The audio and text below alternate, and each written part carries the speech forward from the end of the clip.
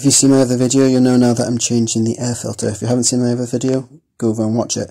I'll leave a link in the description. But for this air filter, what we're going to do first is remove these two Phillips head screws in the front of the air filter housing here, or the air box, whatever description you want to give it.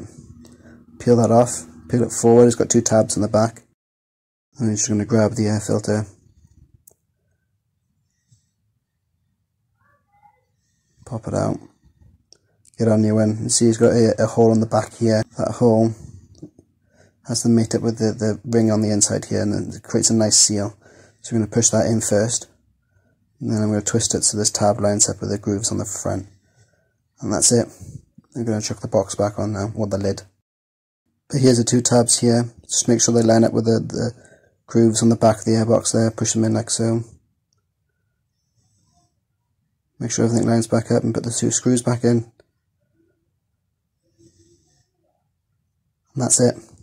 Thanks for watching this. I know this was just a short one, but thank you for watching. If you want more tips, tricks and how-tos, hit the like and subscribe button. And then hit the bell so you get notified when the next one goes live. Cheers, thank you.